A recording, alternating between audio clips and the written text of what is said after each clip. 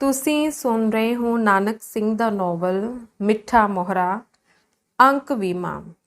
ਹਟ ਜਾਏ ਪਿੱਛੇ, ਕੌਣ ਹੈ ਤੂੰ ਬਿੱਜੂ ਜਿਹਾ? ਨੱਸ ਜਾ ਇੱਥੋਂ, ਗਲੀ ਵਿੱਚ ਨਾ ਵੜੀ, ਮੁੰਡੇ ਕੁੜੀਆਂ ਡਰ ਜਾਣਗੇ, ਕਹਿ ਕੇ ਚੌਂਕੀਦਾਰ ਨੇ ਉਸ ਨੂੰ ਗਲੀ ਦੇ ਬੂਹੇ ਤੇ ਹੀ ਰੋਕ ਲਿਆ।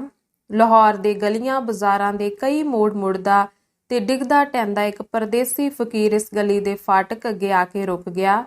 ਉਸ ਦੇ ਸਰੀਰ ਤੇ ਇੱਕ ਪਾਟੀ ਹੌਲੀ ਕਾਲੀ ਕੰਬਲੀ, ਤੇੜ ਇੱਕ 4 ਗਿੱਠਾਂ ਦੀ ਟਾਕੀ ਤੇ ਸਿਰ 2 ਕੁ ਗਜ਼ਾਂ ਦੀ ਪਾਟੀ ਹੋਈ ਪਗੜੀ ਤੋਂ ਛੁੱਟ ਹੋਰ ਕੁਝ ਨਹੀਂ ਸੀ।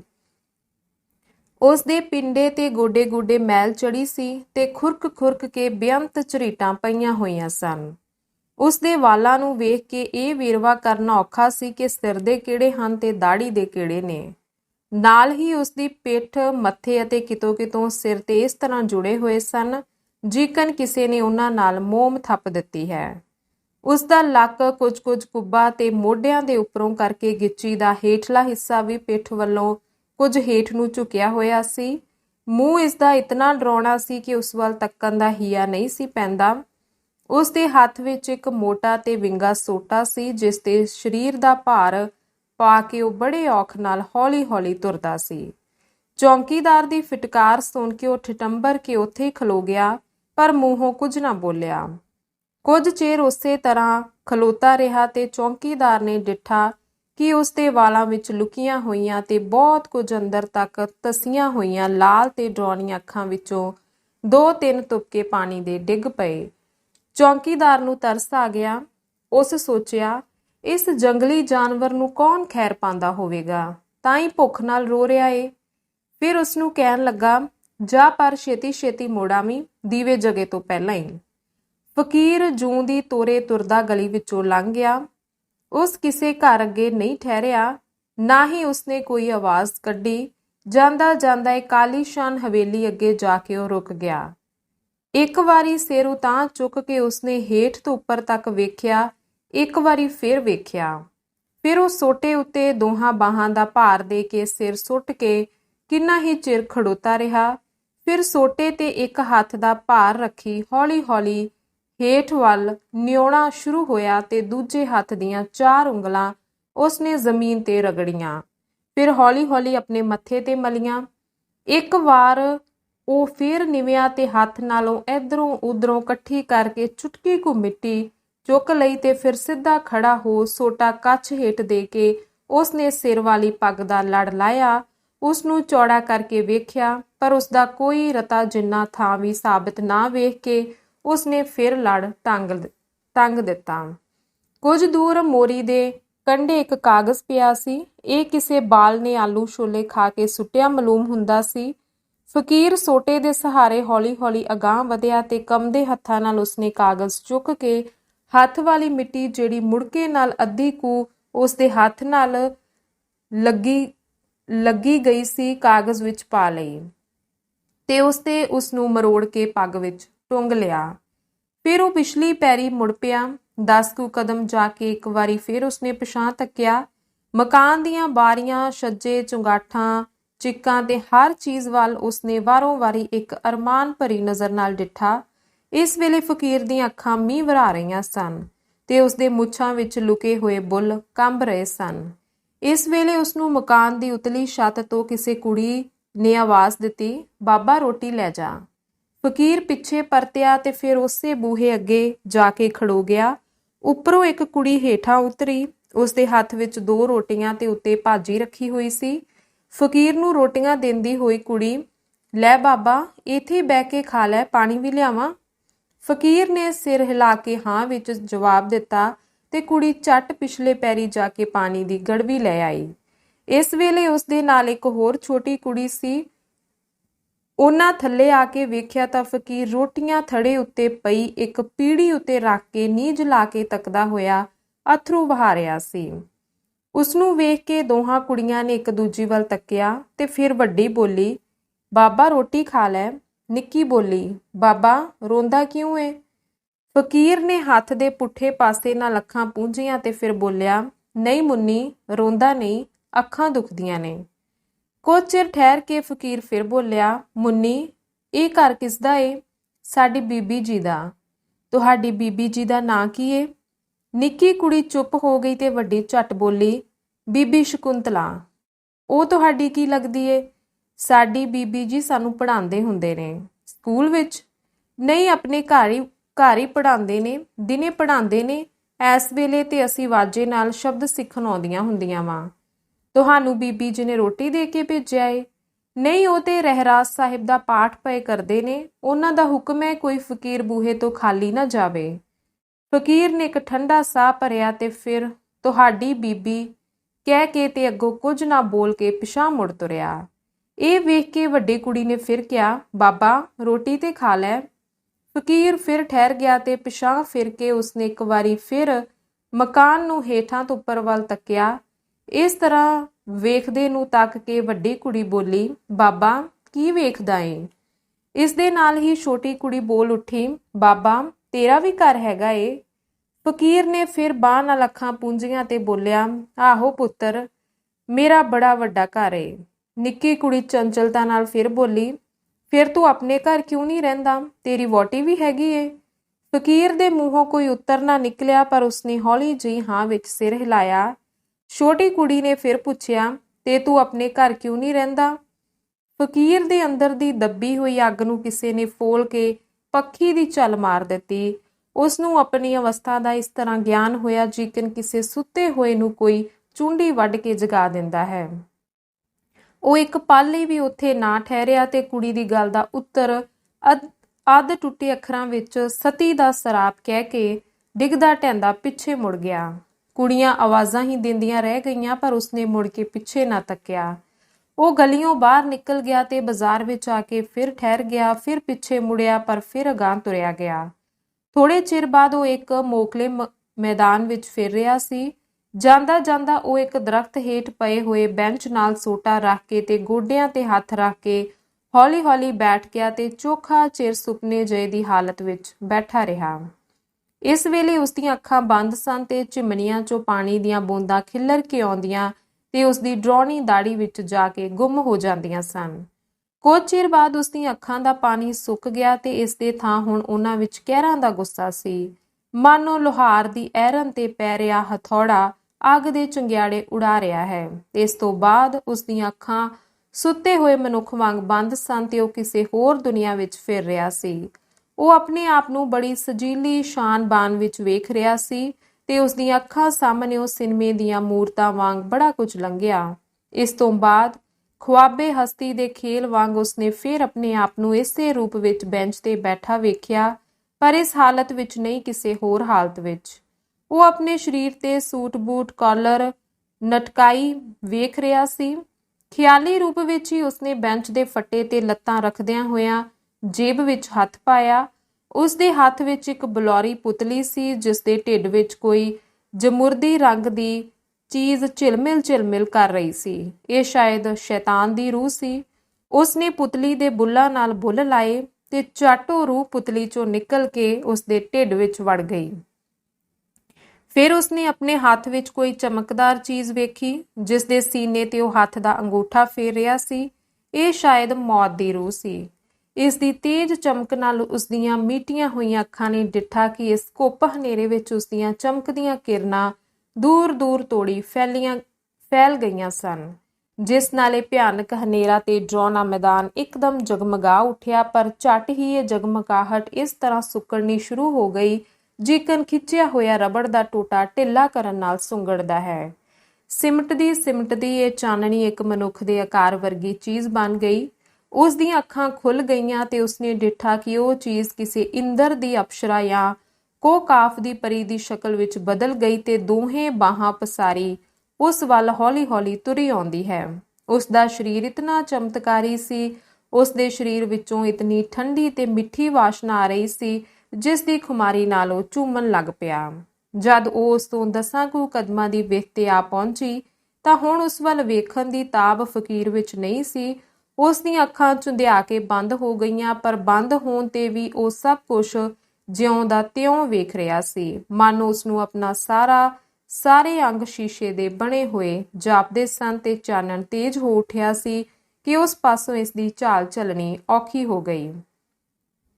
ਝਟ ਕੁ ਪਿੱਛੋਂ ਉਸਨੂੰ ਇਸ ਤਰ੍ਹਾਂ ਅਨੁਭਵ ਹੋਣ ਲੱਗਾ ਜਿਕਨ ਉਸਦੇ ਪੈਰਾਂ ਤੇ ਗਰਮ-ਗਰਮ ਹਵਾ ਦੇ ਕੋਮਲ ਫੁਹਾਰੇ ਪੈ ਰਹੇ ਹਨ ਤੇ ਨਾਲੇ ਕੋਈ ਨਿੱਘਾ-ਨਿੱਘਾ ਤੇ ਥੋੜਾ-ਥੋੜਾ ਪਾਣੀ ਪਾ ਕੇ ਉਸਦੇ ਪੈਰਾਂ ਦੀ ਮੈਲ ਧੋ ਰਿਹਾ ਹੈ। ਜਿਹੜੀ ਚੀਜ਼ ਉਸਦੇ ਪੈਰਾਂ ਤੇ ਰਗੜੀ ਜਾ ਰਹੀ ਸੀ ਉਹ ਮਖਮਲ ਵਰਗੀ ਮੁਲਾਇਮ ਤੇ ਨਿੱਘੀ ਸੀ। ਇਸ ਦੇ ਨਾਲ ਹੀ ਉਸਦੀਆਂ ਅੱਖਾਂ ਖੁੱਲ ਗਈਆਂ ਤੇ ਉਸਨੇ ਆਪਣੇ ਆਪ ਨੂੰ ਉਸ ਗੰਦੀ ਤੇ ਬਦਦੁਆਰ ਹਾਲਤ ਵਿੱਚ ਵੇਖਿਆ। ਨਾਲ ਹੀ ਵੇਖਿਆ ਕਿ ਸੱਚਮੁੱਚ ਸਵਰਗੀ ਦੇਵੀ ਉਸਦੇ ਪੈਰਾਂ ਤੇ ਸਿਰ ਰੱਖੀ ਅਥਰੂਆਂ ਨਾਲ ਉਹਨਾਂ ਨੂੰ ਧੋ ਰਹੀ ਹੈ। ਆਪਣੇ ਨੱਕ ਦੀ ਗਰਮ ਤੇ ਖੁਸ਼ਬੂਦਾਰ ਹਵਾੜ ਨਾਲ ਉਹਨਾਂ ਨੂੰ ਨਿੱਘਿਆ ਕਰ ਰਹੀ ਹੈ ਤੇ ਆਪਣੇ ਪ੍ਰੇਮ ਰੱਤੇ ਕੂਲੇ ਹੱਥਾਂ ਨੂੰ ਬੜੀ ਕੋਮਲਤਾ ਨਾਲ ਉਹਨਾਂ ਉੱਤੇ ਫੇਰ ਰਹੀ ਹੈ।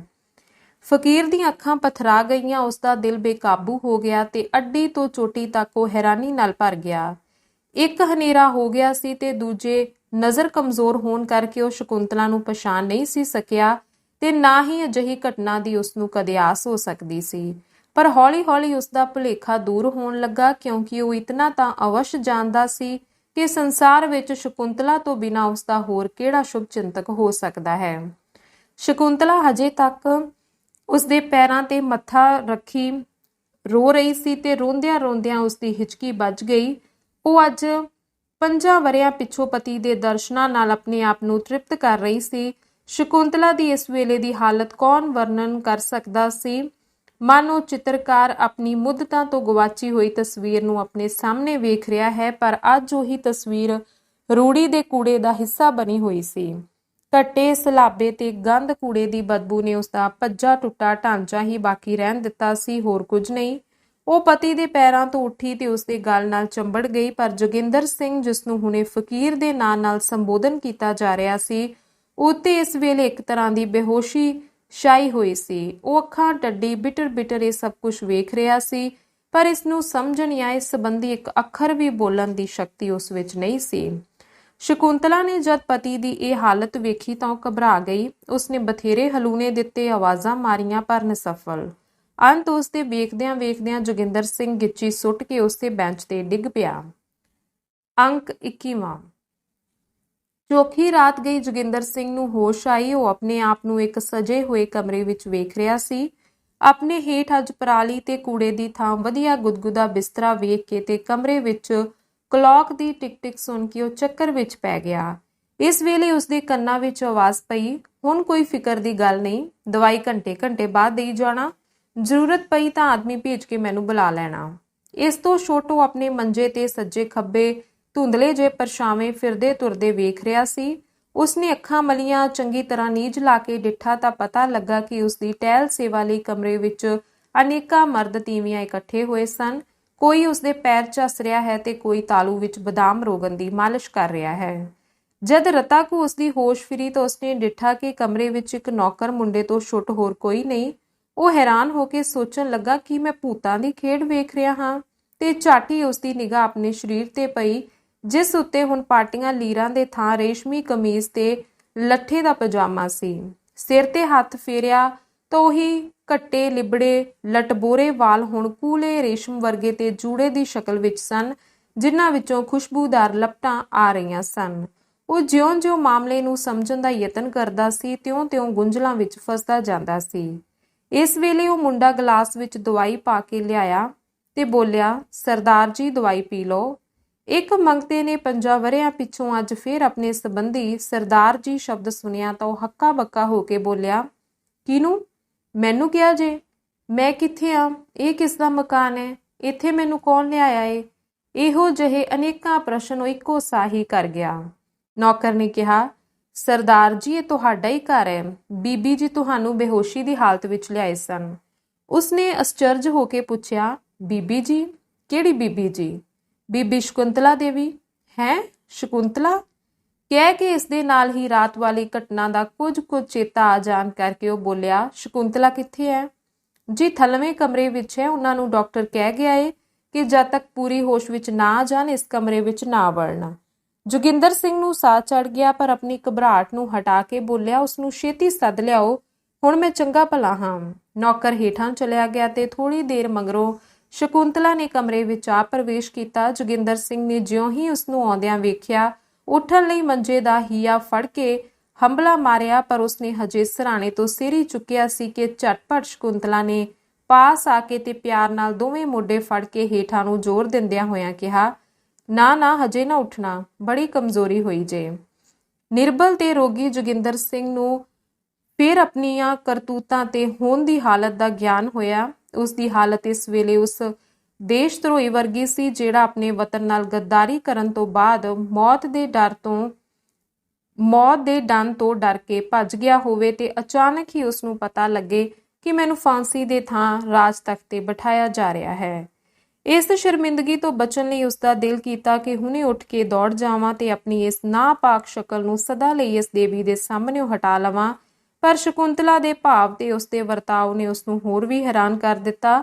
ਉਸ ਦੇ ਚਿਹਰੇ ਤੇ ਇਤਨੀ ਸਰਲਤਾ, ਇਤਨੀ ਸੁਹਿਰਦਤਾ ਸੀ, ਮਾਨੋ ਉਹ ਸਦਾ ਤੋਂ ਇਸੇ ਤਰ੍ਹਾਂ ਪਤੀ ਦੇ ਪਾਸ ਰਹਿੰਦੀ ਹੋਈ ਉਸ ਦੀ ਸੇਵਾ ਕਰ ਰਹੀ ਹੈ।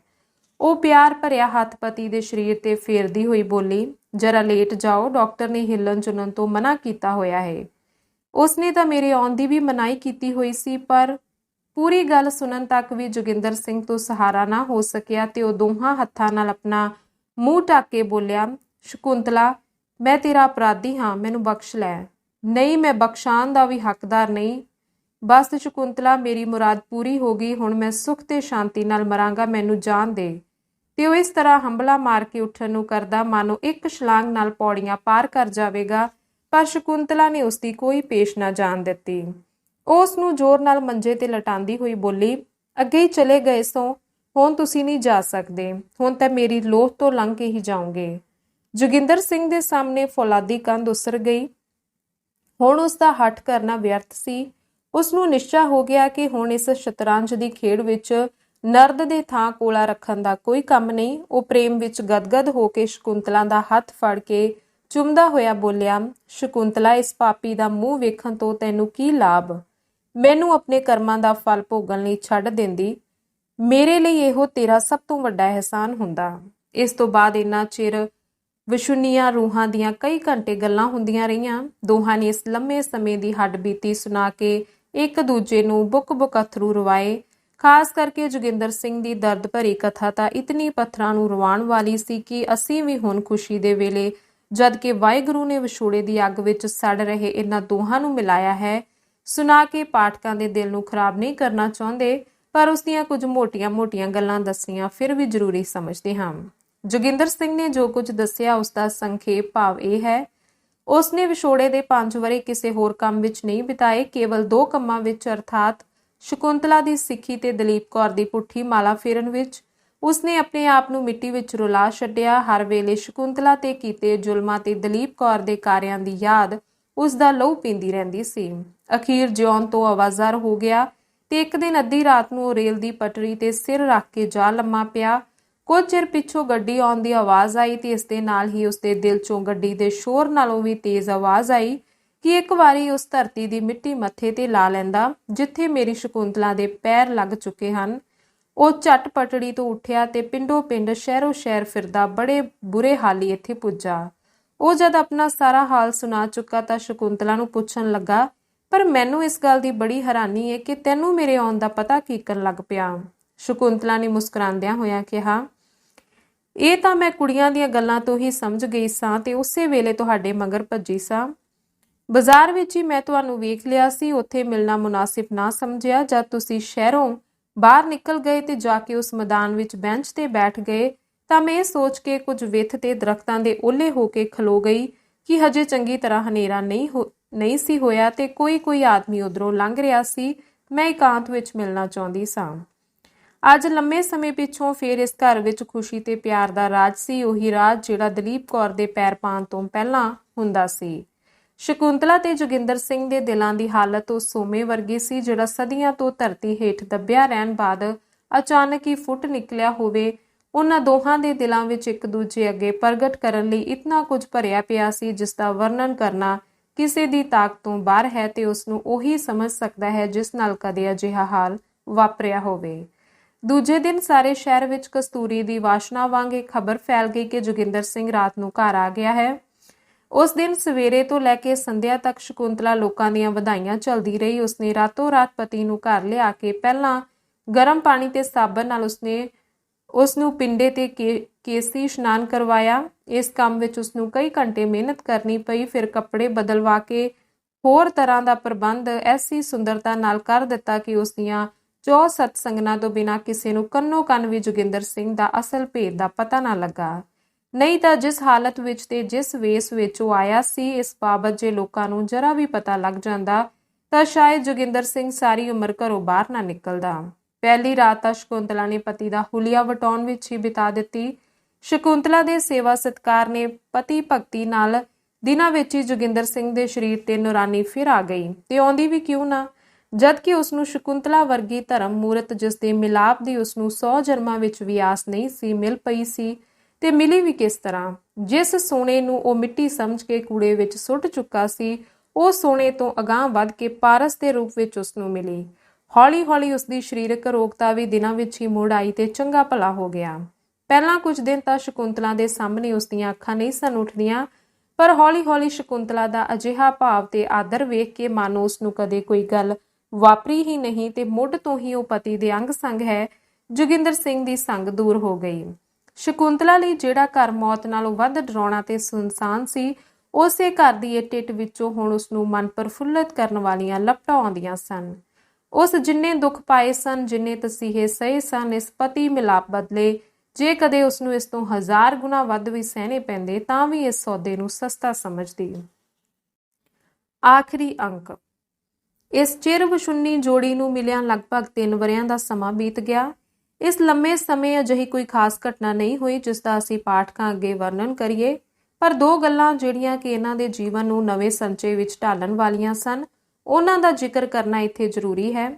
ਪਹਿਲੀ ਤਾਂ ਇਹ ਕਿ ਜਦ ਤੋਂ ਸ਼ਕੁੰਤਲਾ ਨੇ ਕੁੜੀਆਂ ਪੜ੍ਹਾਉਣ ਦਾ ਕੰਮ ਸ਼ੁਰੂ ਕੀਤਾ ਸੀ, ਤਦ ਤੋਂ ਦੂਰ ਦੂਰ ਦੇ ਮੁਹੱਲਿਆਂ ਦੀਆਂ ਕੁੜੀਆਂ ਸਕੂਲਾਂ ਨੂੰ ਛੱਡ ਕੇ ਇਸ ਪਾਸ ਆਉਣੀਆਂ ਸ਼ੁਰੂ ਹੋ ਗਈਆਂ ਸਨ, ਕਿਉਂਕਿ ਇਸ ਦੀ ਪੜ੍ਹਾਈ ਤੇ ਹੋਰ ਥਾਵਾਂ ਦੀ ਪੜ੍ਹਾਈ ਵਿੱਚ ਜ਼ਮੀਨ ਅਸਮਾਨ ਦਾ ਫਰਕ ਸੀ।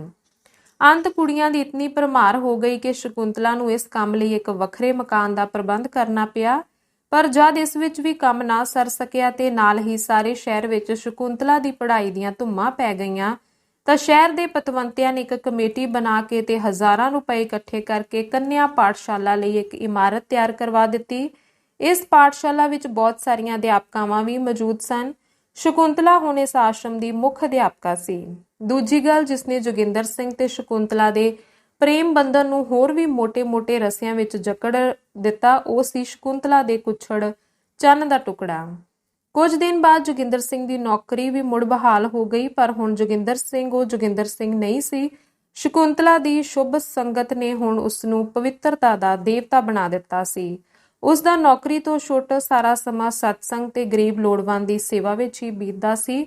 ਇੱਕ ਰਾਤ ਨੂੰ ਸ਼ਕੁੰਤਲਾ ਕਾਕੇ ਨੂੰ ਦੁੱਧ ਚੁੰਘਾ ਰਹੀ ਸੀ ਤੇ ਉਹ ਘੜੀ ਮੁੜੀ ਪਿਓ ਵੱਲ ਮੂੰਹ ਕਰਕੇ ਨਿੱਕੇ ਨਿੱਕੇ ਹੱਥ ਉਛਾਲ ਕੇ ਗੁਟਕ ਰਿਹਾ ਸੀ। ਜੋਗਿੰਦਰ ਸਿੰਘ ਉਸ ਦੀ ਇਹ ਲੀਲਾ ਵੇਖ ਵੇਖ ਕੇ ਕਿਸੇ ਸਵਰਗੀ ਪੀਂਘ ਤੇ ਝੂਟੇ ਲੈ ਰਿਹਾ ਸੀ। ਸ਼ਕੁੰਤਲਾ ਕਾਕੇ ਦੇ ਮੂੰਹ ਵੱਲ ਤੱਕ ਕੇ ਫਿਰ ਮੁਸਕਰਾ ਕੇ ਬੋਲੀ, ਵੇਖੋ ਨਾ ਕਿੱਡਾ ਸ਼ੈਤਾਨ ਮੁੰਡਾ ਏ, ਜਿੱਥੋਂ ਤੁਹਾਡੀ ਆਵਾਜ਼ ਸੁਣੀ ਕਿ ਬਸ ਦੁੱਧ ਪੀਣਾ ਭੁੱਲ ਗਿਆ। ਲੋ ਫੜ ਲੋ ਸੂ, ਵੇਖਾਂ ਕੀਕਨ ਬਾਹਾਂ ਉਲਾੜ ਡਿਆ ਹੋਇਆ ਏ। ਜੋਗਿੰਦਰ ਸਿੰਘ ਨੇ ਬੜੇ ਪਿਆਰ ਨਾਲ ਕਾਕੇ ਨੂੰ ਲੈਂਦਿਆਂ ਹੋਇਆਂ ਕਿਹਾ, ਆ ਓਏ ਬੱਚੂ, ਜੇ ਮੇਰੇ ਉੱਤੇ ਪਿਸ਼ਾਬ ਕੀਤਾ ਤਾਂ 2 ਕੰਨਾਂ ਵਿੱਚ ਸਿਰ ਕਰ ਦਿਆਂਗਾ। ਸ਼ਕੁੰਤਲਾ ਹਾਸਾ ਰਲਵੇਂ ਗੁੱਸੇ ਨਾਲ ਮੂੰਹ ਬਣਾ ਕੇ ਬੋਲੀ, ਤੇ ਹੋਰ ਪਿਸ਼ਾਬ ਵਿੱਚ ਨਹਾਉਣ ਦਾ ਮਈਓ ਠੇਕਾ ਲਿਆ ਹੋਇਆ ਏ। ਰਾਤੀ 4-4 ਵਾਰੀ ਵਿਛਾਉਣਾ ਬਦਲਦੀ ਆ, ਫਿਰ ਵੀ ਛੱਪੜ ਲਾ ਛੱਡਦਾ ਏ। ਇਹਦੇ ਢਿੱਡ ਨਾਲ ਤੇ ਖੌਰੇ ਮਸ਼ਕ ਬੱਧੀ ਹੋਈ ਏ। ਇਸ ਵੇਲੇ ਜੋਗਿੰਦਰ ਸਿੰਘ ਨੇ ਕੰਨ ਖੜੇ ਕਰਕੇ ਤੇ ਹੱਥ ਦੇ ਇਸ਼ਾਰੇ ਨਾਲ ਸ਼ਕੁੰਤਲਾ ਨੂੰ ਚੁੱਪ ਕਰਾ ਕੇ ਕਿਹਾ, ਠਹਿਰ ਜਾਏ ਨਾ, ਸ਼ਾਇਦ ਹੇਠਾਂ ਕੋਈ ਮੇਰਾ ਨਾਂ ਲੈ ਕੇ ਆਵਾਜ਼ਾਂ ਮਾਰ ਰਿਹਾ ਏ। ਤੇ ਉਹ ਲੈਂਪ ਹੱਥ ਵਿੱਚ ਲੈ ਕੇ ਹੇਠਾਂ ਉਤਰ ਗਿਆ। ਬੂਹਾ ਖੋਲ ਕੇ ਉਸਨੇ ਆਵਾਜ਼ ਦਿੱਤੀ, ਕੌਣ ਹੈ? ਬਾਹਰੋਂ ਆਵਾਜ਼ ਆਈ, ਸੇਵਾ ਸੰਮਤੀ ਵਾਲੇ। ਸੇਵਾ ਸੰਮਤੀ ਵਾਲਿਆਂ ਦੇ ਇਸ ਵੇਲੇ ਮੇਰੇ ਨਾਲ ਕੀ ਕੰਮ? ਉਸਨੇ ਛੇਤੀ ਨਾਲ ਬੂਹਾ ਖੋਲ ਕੇ ਵੇਖਿਆ, ਇੱਕ ਸਟਰੇਚਰ ਤੇ ਇੱਕ ਮੈਲੇ ਚੀਥੜੇ ਕੱਪੜੇ ਨਾਲ ਢਕੀ ਹੋਈ ਕੋਈ ਲੋਥ ਤੇ ਪਾਸ ਖੜੇ 4 ਵਲੰਟੀਅਰ ਉਸਦੀ ਨਜ਼ਰੀ ਪਏ। ਉਹ ਕੁਝ ਪੁੱਛਣ ਹੀ ਲੱਗਾ ਸੀ ਕਿ ਉਹਨਾਂ ਵਿੱਚੋਂ ਝੱਟ ਇੱਕ ਨੇ ਅਗਾਂਹ ਵੱਧ ਕੇ ਕਿਹਾ, ਸਰਦਾਰ ਜੋਗਿੰਦਰ ਸਿੰਘ ਆਪ ਦਾ ਹੀ ਨਾਮ ਹੈ? ਜੋਗਿੰਦਰ ਸਿੰਘ ਨੇ ਹੈਰਾਨੀ ਨਾਲ ਕਿਹਾ, ਹਾਂ, ਕਿਉਂ? ਤੁਹਾਡੇ ਘਰ ਦੀ ਕੋਈ ਜਨਾਨੀ ਬਾਹਰ ਗਈ ਹੋਈ ਸੀ? ਸ਼ਾਇਦ ਗਈ ਸੀ, ਕਿਉਂ? ਉਸਨੇ ਸਟਰੇਚਰ ਵਿਚਲਾ ਕੱਪੜਾ ਹੱਥ ਨਾਲ ਲਾਂਭੇ ਹਟਾਉਂਦਿਆਂ ਹੋਇਆਂ ਕਿਹਾ, ਇਹ ਤੁਹਾਡੀ ਹੀ ਕੋਈ ਹੈ? ਜੋਗਿੰਦਰ ਸਿੰਘ ਨੇ ਲੈਂਪ ਦੀ ਬੱਤੀ ਜਰਾ ਹੋਰ ਉੱਚੀ ਕੀਤੀ ਤੇ ਫਿਰ ਸਟ੍ਰੈਚਰ ਵਿਚਲੇ ਸਰੀਰ ਦੇ ਨੇੜੇ ਲਿਜਾ ਕੇ ਚੰਗੀ ਤਰ੍ਹਾਂ ਧਿਆਨ ਨਾਲ ਉਸਦੇ ਚਿਹਰੇ ਵੱਲ ਵੇਖਿਆ। ਉਸ ਦਾ ਸਿਰ ਘੁੰਮਣ ਲੱਗ ਪਿਆ ਤੇ ਉਹ ਤ੍ਰਬਕ ਕੇ ਬੋਲਿਆ, ਹੈ ਬਦਜ਼ਾਤ ਕਿੱਥੋਂ ਆ ਗਈ? ਇੰਨੇ ਨੂੰ ਸ਼ਕੁੰਤਲਾ ਵੀ ਪਤੀ ਨੂੰ ਗਿਆ ਦੇਰ ਹੋਈ ਵੇਖ ਕੇ ਤੇ ਗੱਲਾਂ ਦੀ ਆਵਾਜ਼ ਸੁਣ ਕੇ ਹੇਠਾਂ ਉਤਰ ਆਈ। ਉਸਨੇ ਬੂਹੇ ਪਿੱਛੇ ਖਲੋ ਕੇ ਕਿਹਾ, ਕੀ ਗੱਲ ਹੈ? ਪਰ ਜੋਗਿੰਦਰ ਸਿੰਘ ਇਸ ਵੇਲੇ ਗੁੱਸੇ ਨਾਲ ਕੰਬ ਰਿਹਾ ਸੀ। ਫਿਰ ਉਸਨੇ ਸਿਰ ਨੀਵਾਂ ਕਰ ਲਿਆ ਤੇ ਬੋਲਿਆ, ਅਗਾਂਹ ਹੋ ਕੇ ਦੇਖ ਲੈ। ਜਿਉਂ ਹੀ ਸ਼ਕੁੰਤਲਾ ਸਟ੍ਰੈਚਰ ਦੇ ਨੇੜੇ ਆਈ, ਉਹ ਇੱਕਦਮ ਪਿੱਛੇ ਹਟ ਗਈ। ਉਸ ਵਿੱਚ ਹੋਰ ਵੇਖਣ ਦੀ ਹਿੰਮਤ ਨਹੀਂ ਸੀ। ਇੱਕ ਚੀਕ ਮਾਰ ਕੇ ਬੋਲੀ, ਹਾਏ ਹਾਏ ਭੈਣ ਦਲੀਪ ਕੌਰ, ਨੀ ਮੈਂ ਮਰ ਗਈ, ਇਹ ਕੀ ਹੋ ਗਿਆ? ਜੋਗਿੰਦਰ ਸਿੰਘ ਬੋਲਿਆ, ਭੈਣ ਕੇ ਡੈਨ, ਤੇ ਫਿਰ ਸੇਵਾ ਸੰਮਤੀ ਵਾਲਿਆਂ ਨੂੰ ਕਹਿਣ ਲੱਗਾ, ਇਸ ਕਮਜ਼ਾਤ ਚੰਡਾਲਣੀ ਨੂੰ ਇੱਥੋਂ ਲੈ ਜਾਓ, ਜਿੱਧਰੋਂ ਲਿਆਏ ਹੋ। ਮੈਂ ਇਸ ਪਾਪਨ ਦਾ ਮੂੰਹ ਨਹੀਂ ਦੇਖਣਾ ਚਾਹੁੰਦਾ। ਪਰ ਸ਼ਕੁੰਤਲਾ ਜੋਸ਼ ਨਾਲ ਅਗਾਂਹ ਵਧੀ ਤੇ ਪਤੀ ਦੀ ਬਾਂਹ ਫੜ ਕੇ ਪਿੱਛੇ ਧੱਕਦੀ ਹੋਈ ਬੋਲੀ, ਕੀ ਕਹਿੰਦੇ ਪਏ ਹੋ? ਮੂੰਹ ਸੰਭਾਲ ਕੇ ਬੋਲੋ। ਤੇ ਫਿਰ ਉਹਨਾਂ ਨੂੰ ਕਹਿਣ ਲੱਗੀ, ਵੀਰ ਜੀ ਥੋੜੀ ਹੋਰ ਖੇਚਲ ਕਰਕੇ ਇਹਨੂੰ ਇਸੇ ਤਰ੍ਹਾਂ ਚੁੱਕ ਕੇ ਉੱਪਰ ਲੈ ਚੱਲੋ। ਉਹ ਸਟ੍ਰੈਚਰ ਨੂੰ ਚੁੱਕਣ ਹੀ ਲੱਗੇ ਸਨ ਕਿ ਜੋਗਿੰਦਰ ਸਿੰਘ ਲੱਤਾਂ ਚੌੜੀਆਂ ਕਰਕੇ ਦਰਵਾਜ਼ੇ ਵਿੱਚ ਖਲੋ ਗਿਆ ਤੇ ਲਾਲੋ ਲਾਲ ਹੋ ਕੇ ਬੋਲਿਆ, ਨਹੀਂ, ਇਹ ਅੰਦਰ ਨਹੀਂ ਜਾ ਸਕਦੀ। ਇਸ ਤੋਂ ਬਾਅਦ ਕਿੰਨਾ ਹੀ ਚਿਰ ਦੋਹਾਂ ਵਹੁਟੀ ਗੱਭਰੂ ਦੇ ਸਵਾਲ ਜਵਾਬ ਹੁੰਦੇ ਰਹੇ। ਅਖੀਰ ਪਤੀ ਨੂੰ ਹਾਰ ਮੰਨਣੀ ਪਈ, ਪਰ ਇਸ ਸ਼ਰਤ ਤੇ ਕਿ ਉਹਨੂੰ ਉੱਪਰ ਨਹੀਂ ਜਾਣ ਦੇਵਾਂਗਾ ਤੇ ਹੇਠਾਂ ਡਿਊੜੀ ਦੇ ਨਾਲ ਵਾਲੀ ਉਸ ਕੋਠੜੀ ਵਿੱਚ ਉਹਨੂੰ ਰੱਖਿਆ ਜਾਵੇ ਜਿਸ ਵਿੱਚ ਉਸਨੇ ਸ਼ਕੁੰਤਲਾ ਨੂੰ ਰੱਖ ਕੇ ਤਸੀਹੇ ਦਿੱਤੇ ਸਨ। ਸ਼ਕੁੰਤਲਾ ਨੇ ਅਗਲਵਾੜੀ ਜਾ ਕੇ ਮੰਜਾ ਡਾਇਆ ਤੇ ਉੱਤੇ ਬਿਸਤਰਾ ਲਿਆ ਕੇ ਵਿਛਾ ਦਿੱਤਾ। ਸੇਵਾ ਸੰਮਤੀ ਵਾਲੇ ਉਸਨੂੰ ਲੱਤਾਂ ਤੇ ਮੋਢਿਆਂ ਤੋਂ ਫੜ ਕੇ ਸਟ੍ਰੈਚਰ ਵਿੱਚੋਂ ਕੱਢਣ ਲੱਗੇ, ਪਰ ਸ਼ਕੁੰਤਲਾ ਨੇ ਉਹਨਾਂ ਨੂੰ ਪਰੇ ਹਟਾ ਕੇ ਤੇ ਆਪ ਉਸਨੂੰ ਚੁੱਕ ਕੇ ਅੰਦਰ ਮੰਜੇ ਤੇ ਜਾ ਲਟਾਇਆ। ਚਾਰੇ ਜਣੇ ਜਿੱਧਰੋਂ ਆਏ ਸੀ ਉਧਰੇ ਚਲੇ ਗਏ ਤੇ ਜਾਂਦੇ ਹੋਏ ਸ਼ਕੁੰਤਲਾ ਦੇ ਪੁੱਛਣ ਤੇ ਦੱਸ ਗਏ ਕਿ ਅਸੀਂ ਇਸ ਨੂੰ ਬੜੀ ਦੂਰੋਂ ਇੱਕ ਰੇਲ ਦੇ ਸਟੇਸ਼ਨ ਤੋਂ ਲਿਆਏ ਹਾਂ। ਸਟੇਸ਼ਨ ਦੇ ਲਾਗੇ ਇੱਕ ਦਰਖਤ ਹੇਠਾਂ ਕਈ ਦਿਨਾਂ ਤੋਂ ਪਈ ਸੀ। ਕੋਈ ਇਸ ਦੇ ਨੇੜੇ ਨਹੀਂ ਸੀ ਜਾਂਦਾ। ਅਖੀਰ ਸਾਨੂੰ ਖਬਰ ਮਿਲੀ ਇਸ ਵਿੱਚ ਕੋਈ ਬੋਲਣ ਚਾਲਣ ਦੀ ਤਾਕਤ ਨਹੀਂ ਸੀ। ਲੋਕਾਂ ਪਾਸੋਂ ਅਸਾਂ ਸੁਣਿਆ ਸੀ ਕਿ ਇਹ ਕਦੇ ਬੇਹੋਸ਼ ਹੋ ਜਾਂਦੀ ਹੈ ਤੇ ਜਦ ਇਸ ਨੂੰ ਹੋਸ਼ ਆਉਂਦੀ ਹੈ ਤਾਂ ਉੱਠ ਕੇ ਨੱਸ ਤੁਰਦੀ ਹੈ। ਅਸਾਂ ਇਸ ਦੀ ਬਾਂਹ ਤੇ ਇਹ ਅੱਖਰ ਉਕਰੇ ਹੋਏ ਵੇਖੇ ਸਨ। ਸਰਦਾਰ ਜੋਗਿੰਦਰ ਸਿੰਘ ਲਾਹੌਰ। ਅਸੀਂ ਪੁੱਛਦੇ ਪੁਛਾਂਦੇ ਇੱਥੇ ਪੁੱਜੇ। ਦਲੀਪ ਕੌਰ ਸਾਰੀ ਰਾਤ ਬੇਹੋਸ਼ ਪਈ ਰਹੀ। ਸ਼ਕੁੰਤਲਾ ਨੇ ਉਸ ਨੂੰ ਹੋਸ਼ ਵਿੱਚ ਲਿਆਉਣ ਦਾ ਬਥੇਰਾ ਯਤਨ ਕੀਤਾ ਪਰ ਬੇਅਰਥ। ਸਵੇਰੇ ਉੱਠ ਕੇ ਸ਼ਕੁੰਤਲਾ ਨੇ ਵੇਖਿਆ ਤਾਂ ਦਲੀਪ ਕੌਰ ਛੱਤ ਵੱਲ ਬਿਟਰ ਬਿਟਰ ਤੱਕ ਰਹੀ ਸੀ। ਉਸਨੇ ਕਈ ਆਵਾਜ਼ਾਂ ਦਿੱਤੀਆਂ ਪਰ ਉਹ ਇਹਨਾਂ ਗੱਲਾਂ ਵੱਲੋਂ ਇਸ ਤਰ੍ਹਾਂ ਬੇਪਰਵਾਹ ਸੀ ਜਿਕਨ ਉਸਨੇ ਕੋਈ ਗੱਲ ਸੁਣੀ ਹੀ ਨਹੀਂ। ਸ਼ਕੁੰਤਲਾ ਨੇ ਜਦ ਉਸ ਨੂੰ ਧਿਆਨ ਨਾਲ ਡਿੱਠਾ ਤਾਂ ਉਹ ਹੈਰਾਨ ਹੋ ਗਈ। ਦਲੀਪ ਕੌਰ ਦਾ ਸਾਰਾ ਸਰੀਰ ਫਟਿਆ ਪਿਆ ਸੀ ਤੇ ਥਾਂ ਥਾਂ ਤੋਂ ਪਾਕ ਤੇ ਲਹੂ ਸਿਮ ਰਿਹਾ ਸੀ। ਉਹ ਛੇਤੀ ਛੇਤੀ ਉੱਪਰ ਗਈ ਤਾਂ ਜੋ ਪਤੀ ਨੂੰ ਡਾਕਟਰ ਸੱਦਣ ਲਈ ਕਹੇ। ਨਾਲ ਹੀ ਉਸਨੇ ਜੋ ਕੁਝ ਡਿੱਠਾ ਸੀ ਉਹ ਨਾ ਦੱਸਿਆ ਤੇ ਕੇਵਲ ਇਤਨਾ ਹੀ ਕਿਹਾ ਕਿ ਉਸ ਨੂੰ ਬੁਖਾਰ ਚੜਿਆ ਹੋਇਆ ਹੈ। ਉਹ ਨਹੀਂ ਸੀ ਚਾਹੁੰਦੀ ਕਿ ਪਤੀ ਉਸ ਦੀ ਕੋਠੜੀ ਵਿੱਚ ਜਾਵੇ, ਪਤੀ ਦੀ ਅਰੋਗਤਾ ਤੇ ਭੈੜਾ ਅਸਰ ਨਾ ਪੈ ਜਾਏ। ਜੋਗਿੰਦਰ ਸਿੰਘ ਹਜੇ ਵੀ ਨਾ ਮੰਨਦਾ, ਪਰ ਸ਼ਕੁੰਤਲਾ ਦਾ ਇਹ ਆਤਮ ਤਿਆਗ ਵੇਖ ਕੇ ਉਸ ਦਾ ਦਿਲ ਪਸੀਜ ਗਿਆ ਤੇ ਉਹ ਡਾਕਟਰ ਬੁਲਾਉਣ ਲਈ ਚਲਾ ਗਿਆ। ਇਸੇ ਵੇਲੇ ਨੌਕਰ ਕਾਕੇ ਨੂੰ ਪੁੱਛਣ ਲਈ ਆ ਪਹੁੰਚਾ। ਕਾਕਾ ਇਸ ਵੇਲੇ ਰੋ ਰਿਹਾ ਸੀ। ਸ਼ਕੁੰਤਲਾ ਦੂਸਰੇ ਕਮਰੇ ਵਿੱਚ ਜਾ ਕੇ ਉਸ ਨੂੰ ਦੁੱਧ ਚੁਗਾਉਣ ਲੱਗ ਪਈ ਤੇ ਜੋਗਿੰਦਰ ਸਿੰਘ ਉਸੇ ਵੇਲੇ ਮੁੜ ਕੇ ਆ ਗਿਆ। ਆਉਂਦਿਆਂ ਹੀ ਬੋਲਿਆ, ਡਾਕਟਰ ਕਿਹਦੇ ਲਈ ਲਿਆਉਂਦਾ? ਉਹ ਤੇ ਵੱਡੇ ਚੌਂਕ ਵਿੱਚ ਨੱਸੀ ਜਾਂਦੀ ਸੀ। ਇਸ ਤੋਂ ਬਾਅਦ ਕੋਈ 10-15 ਦਿਨ ਲੋਕੀ ਵੇਖਦੇ ਰਹੇ ਕਿ ਦਲੀਪ ਕੌਰ, ਜਿਸ ਦਾ ਖੁੱਲਾ ਹੋਇਆ ਝਾਟਾ ਉਸਦੇ ਚਿਹਰੇ ਨੂੰ ਲੋਕਾਂ ਦੀਆਂ ਨਜ਼ਰਾਂ ਤੋਂ ਲੁਕਾ ਰਿਹਾ ਸੀ, ਸਾਰਾ ਦਿਨ ਬਕਦੀ ਝਕਦੀ ਤੇ ਦੁੜੰਗੇ ਮਾਰਦੀ ਫਿਰਦੀ ਸੀ। ਕਦੇ ਬੇਹੋਸ਼ ਹੋ ਕੇ ਦਾੜ ਕਰਦੀ ਡਿੱਗ ਪੈਂਦੀ ਸੀ ਤੇ ਪੈਰਾਂ ਬੱਧੀ ਬੇਹੋਸ਼ ਪਈ ਰਹਿੰਦੀ। ਇੱਕ ਦਿਨ ਲੋਕਾਂ ਡਿੱਠਾ ਕਿ ਸ਼ਹਿਰੋਂ ਬਾਹਰ ਇੱਕ ਪੁਰਾਣੇ ਖੋਲੇ ਵਿੱਚ ਉਸਦੀ ਲੋਥ ਪਈ ਸੀ। ਸ਼ਕੁੰਤਲਾ ਪਤੀ ਦੇ ਪਾਸ ਬੈਠੀ ਕੋਈ ਕਿਤਾਬ ਪੜ੍ਹ ਰਹੀ ਸੀ ਤੇ ਕਾਕਾ ਘੜੀ ਮੁੜੀ ਹੱਥ ਮਾਰ ਕੇ ਉਸਦੇ ਵਰਕੇ ਪਾੜਨ ਲਈ ਹੰਬਲੇ ਮਾਰ ਰਿਹਾ ਸੀ। ਇਸੇ ਵੇਲੇ ਉਹਨਾਂ ਦੇ ਨੌਕਰ ਨੇ ਆ ਕੇ ਦਲੀਪ ਕੌਰ ਦੀ ਇਸ ਭਿਆਨਕ ਮੌਤ ਦੀ ਵਿਸਤਾਰ ਨਾਲ ਖਬਰ ਸੁਣਾਈ। ਸੁਣ ਕੇ ਜੋਗਿੰਦਰ ਸਿੰਘ ਨੇ ਇੱਕ ਠੰਡਾ ਸਾਹ ਭਰਿਆ ਤੇ ਸ਼ਕੁੰਤਲਾ ਦੀਆਂ ਅੱਖਾਂ ਵਿੱਚੋਂ 2-3 ਅਥਰੂ ਡਿੱਗ ਕੇ ਉਸਦੀ ਬਾਂਹ ਤੇ ਆ ਗਏ। ਇਸ ਵੇਲੇ ਜੋਗਿੰਦਰ ਸਿੰਘ ਨੇ ਸ਼ਕੁੰਤਲਾ ਵੱਲ ਤੱਕਦਿਆਂ ਹੋਇਆਂ ਕਿਹਾ, ਸ਼ਕੁੰਤਲਾ, ਇਹ ਮਿੱਠਾ ਮੋਹਰਾ ਮੈਂ ਵਿਹਾਜਿਆ ਹੋਇਆ ਸੀ, ਇਸ ਦੇ ਜ਼ਹਿਰੀਲੇ ਕੰਡਿਆਂ ਦਾ ਇਹ ਨਤੀਜਾ ਹੋਇਆ ਹੈ। ਸ਼ਕੁੰਤਲਾ ਪਤੀ ਦੀ ਉਦਾਸੀ ਬਦਲਣ ਲਈ ਉਸਦੇ ਗਲ ਵਿੱਚ ਬਾਂਹ ਪਾ ਕੇ ਪਿਆਰ ਨਾਲ ਬੋਲੀ, ਪਰ ਮੇਰੇ ਲਈ ਤੇ ਕੌੜਾ ਅੰਮ੍ਰਿਤ ਸਾਬਿਤ ਹੋਇਆ ਨਾ। ਜੋਗਿੰਦਰ ਸਿੰਘ ਨੇ ਉਸਦੀ ਇਹ ਹਾਜ਼ਰ ਜਵਾਬੀ ਸੁਣ ਕੇ ਇਸ ਦਾ ਮਤਲਬ ਸਮਝ ਕੇ ਪੁੱਛਿਆ, ਉਹ ਕਿਸ ਤਰ੍ਹਾਂ? ਸ਼ਕੁੰਤਲਾ ਬੋਲੀ, ਤੁਹਾਨੂੰ ਪਤਾ ਹੈ, ਜਦੋਂ ਇੱਕ ਵਾਰੀ ਮੈਂ ਤੁਹਾਨੂੰ ਕਿਹਾ ਸੀ ਕਿ ਲੇਡੀ ਡਾਕਟਰ ਮੈਨੂੰ ਕਹਿੰਦੀ ਹੈ ਤੂੰ ਮੋਟੀ ਹੋ ਗਈ ਏ, ਤੇਰੀ ਧਰਨ ਤੇ ਚਰਬੀ ਚੜ ਗਈ ਏ, ਇਸ ਲਈ ਤੈਨੂੰ ਔਲਾਦ ਨਹੀਂ ਹੋਵੇਗੀ। ਬਸ ਜੇ ਮੈਨੂੰ ਇਹ ਕੌੜਾ ਅੰਮ੍ਰਿਤ ਨਾ ਮਿਲਦਾ ਤਾਂ ਮੈਂ ਮੋਟੀ ਤੋਂ ਪਤਲੀ ਕੀਕਣ ਹੁੰਦੀ। ਕੁਦਰਤ ਦਾ ਇਹ ਅਨੋਖਾ ਚਮਤਕਾਰ ਵੇਖ ਕੇ ਉਸਦੇ ਅੰਦਰੋਂ ਇੱਕ ਆਵਾਜ਼ ਆਈ, ਬਦਲਾ ਲੈਣਾ ਬੰਦੇ ਦੇ ਹੱਥ ਨਹੀਂ, ਇਹ ਵਾਹਿਗੁਰੂ ਦੇ ਹੱਥ ਹੈ। ਸਮਾਪਤ। ਧੰਨਵਾਦ ਜੀ।